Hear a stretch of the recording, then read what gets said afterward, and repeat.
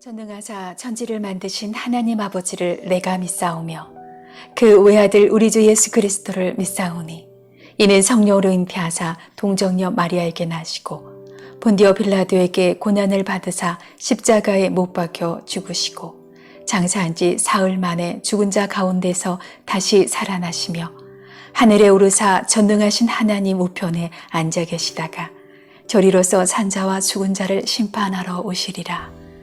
성령을 믿사오며 거룩한 공예와 성도가 서로 교통하는 것과 죄를 사하여 주시는 것과 몸이 다시 사는 것과 영원히 사는 것을 믿사옵나이다. 아멘. 주님이 주신 땅으로 한 걸음씩 나아갈 때에 수많은 적들과 견고한 성이 나를 두렵게 하지만 여러분 믿음으로 고백하세요. 주님을 신뢰함으로 주님을 의지함으로 주님이 주시는 감내함으로 큰 소리 외치며 나아가네. 이 산지를 내게 주소서. 그날에 주께서 말씀하신 이제 내가 주님의 이름으로 그 땅을 취하리니.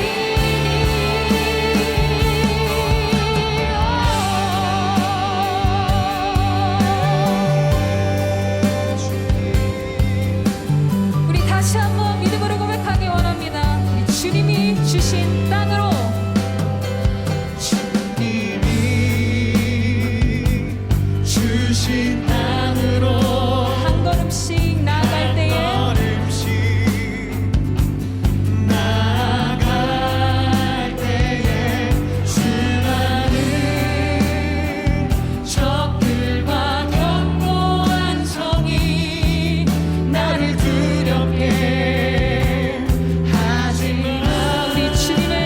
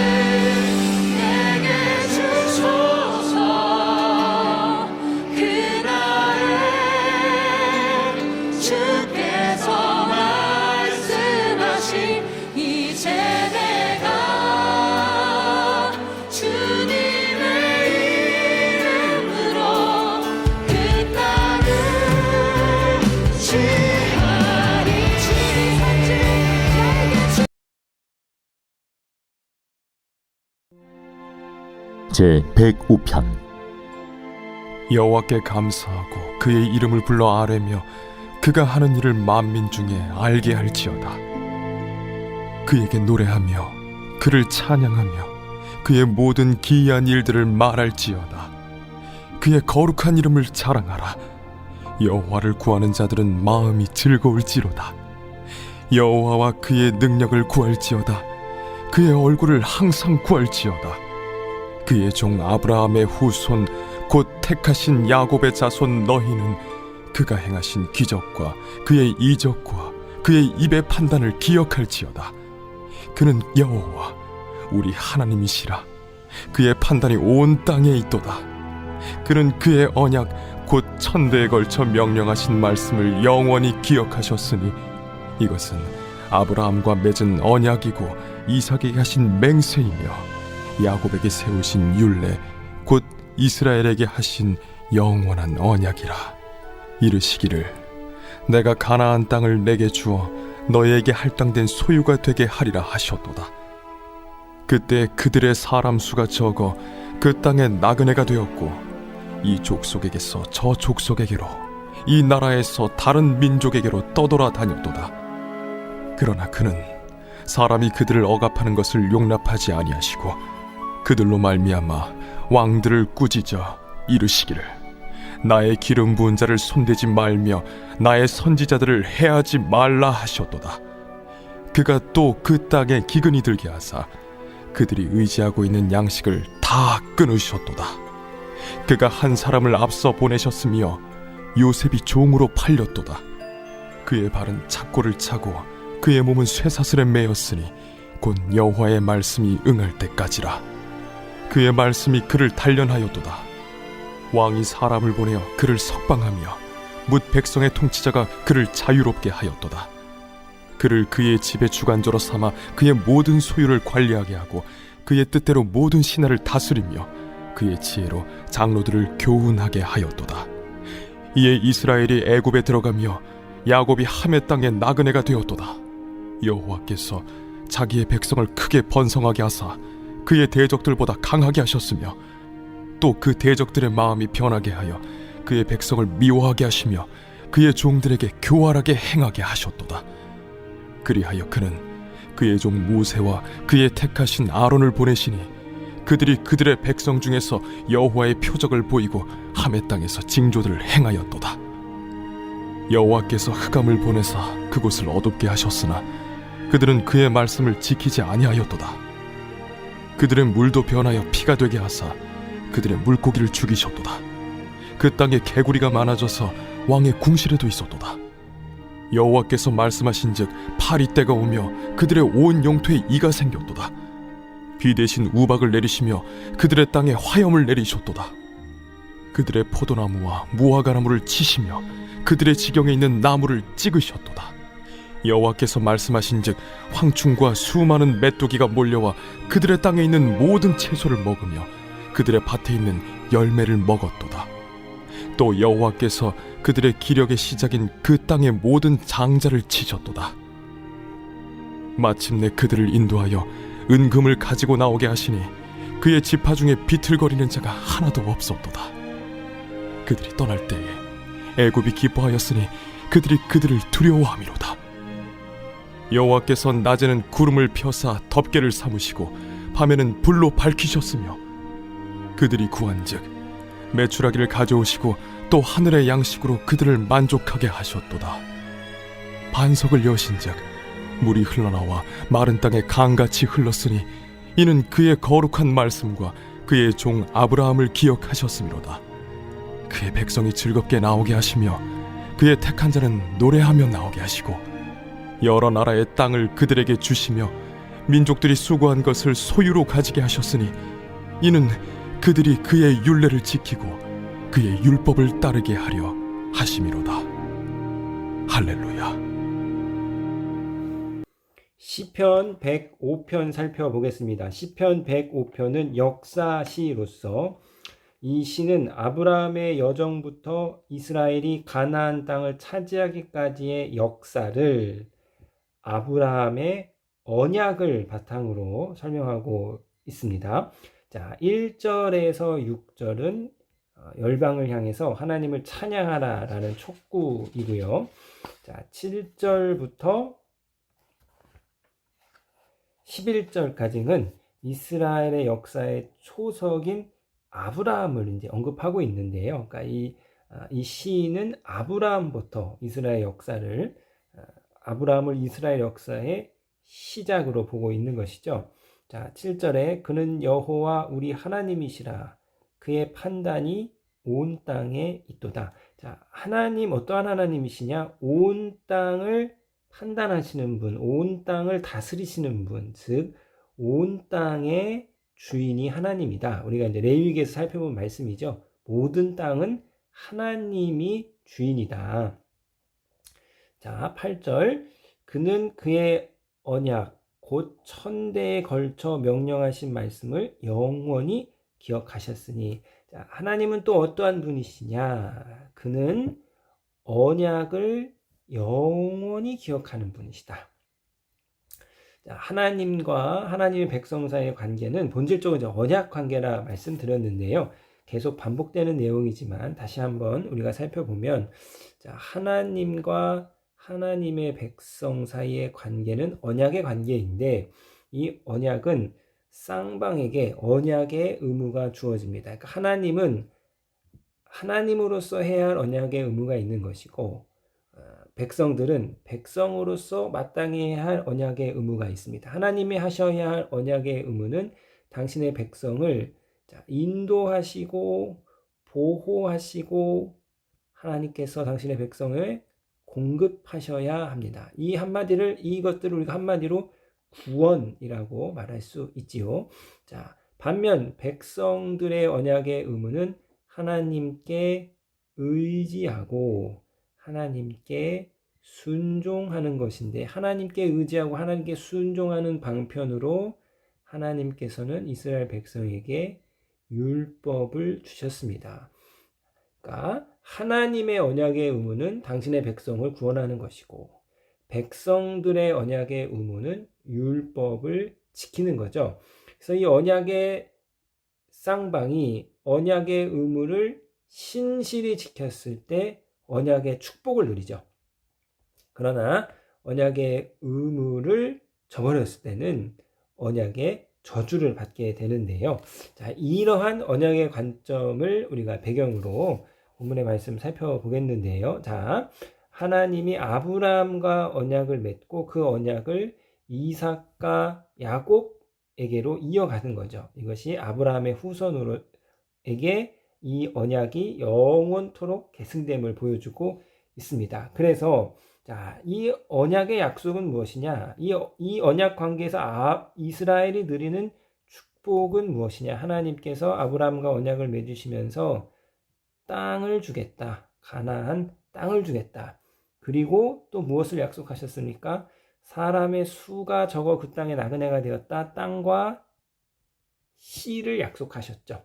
그래서 이 아브라함 한 사람을 선택하시고 이 아브라함이 이제 부족이 되죠. 부족이 되고 이 부족이 큰 민족이 되죠. 결국은 이를 통해서 하나님의 백성을, 하나님 나라를 하나님이 세우려 가시는 거죠. 자, 그래서 땅을 약속하고 처음에는 작은 부족이었습니다. 아브라함을 포함한 이삭과 야곱 80명 내외의 작은 부족이었죠. 그래서 그들은 수가 적고 나그네였습니다.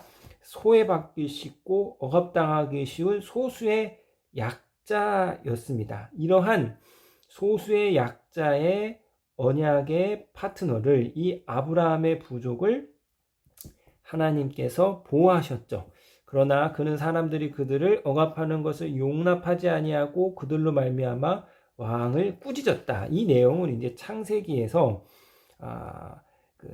아브라함의 아내가 이집트 바로에게 또 그랄 왕 아비멜렉에게 팔려갔을 때 하나님이 보호해 주시는 내용, 또 이삭의 아내 리브가가 블레셋 왕 아비멜렉에게 또 팔려갔을 때 그때 하나님께서 직접 개입하셔서 보호하신 것을 볼 수 있습니다. 15절 이르기를 나의 기름 부은 자를 손대지 말며 나의 선지자들을 해하지 말라. 자, 하나님께서 그 언약 관계에 언약의 위협이 왔을 때 언약 백성들을 지키시고 자, 보호하시고 있습니다. 자, 16절에서 23절은요. 이제 이 요셉의 이야기를 하고 있는데요. 자, 요셉의 이야기를 이 시편의 시인은 이렇게 말하고 있습니다. 이렇게 해석하고 있는데요. 19절 곧 여호와의 말씀이 응할 때까지라 그의 말씀이 그를 단련하였도다. 하나님의 말씀이 요셉에게 그 약속이 꿈이 성취될 때까지 우리가 살펴본 하나님의 시간이죠. 하나님의 말씀이 하나님의 약속이 성취될 때까지 요셉이 겪은 고난은 그를 단련하기 위한 것이다 라고 요셉의 고난을 훈련으로 해석하고 있습니다.